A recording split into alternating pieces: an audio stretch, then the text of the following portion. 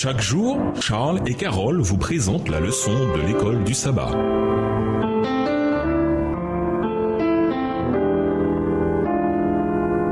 Bienvenue dans votre émission. Dieu nous parle. Nous voilà à la leçon de vendredi. Pour aller plus loin, l'Épître aux Hébreux renvoie au sanctuaire terrestre comme un modèle, un type de ce que Christ allait faire pour nous aussi bien sur terre comme notre sacrifice que dans le ciel comme notre grand prêtre.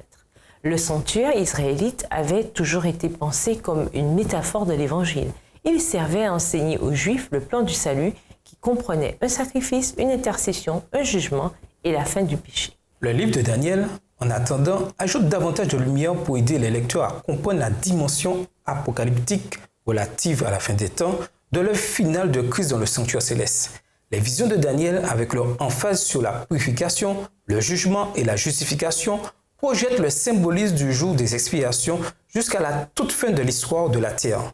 La purification est directement liée au sanctuaire céleste et à l'œuvre du Messie en tant que roi et prêtre. Les visions introduisent l'élément temporel, ce qui permet au lecteur d'identifier un moment spécifique dans l'histoire du salut quand le Messie commencerait son œuvre ultime de purification, de jugement et de justification dans la demeure céleste de Dieu. À méditer, lisez attentivement cette citation d'Ellen G. White. De même qu'anciennement les péchés du peuple étaient placés par la foi sur la victime pour le péché et par le sang de cette dernière transféré en image dans le sanctuaire terrestre, ainsi dans la nouvelle alliance, les péchés de ceux qui se repentent sont placés figurativement par la foi sur le Sauveur et littéralement dans le sanctuaire céleste.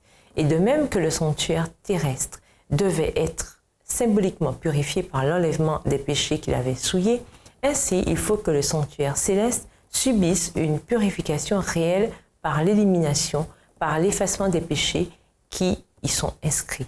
Mais cela n'est possible que si les registres du ciel ont été préalablement examinés pour déterminer quels sont les mortels qui, par la foi en Jésus, se sont mis au bénéfice de son expiation.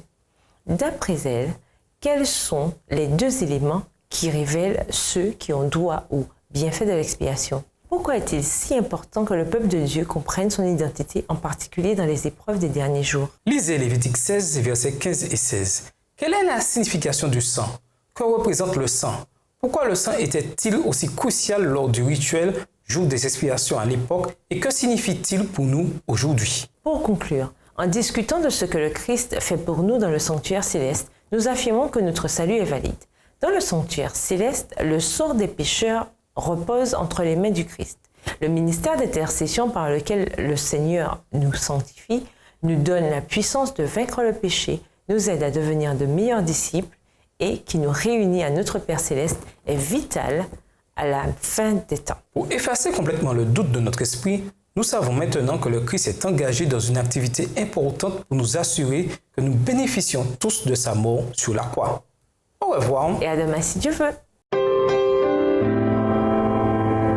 Dieu nous parle. Chaque jour, Charles et Carole vous présentent la leçon de l'école du sabbat.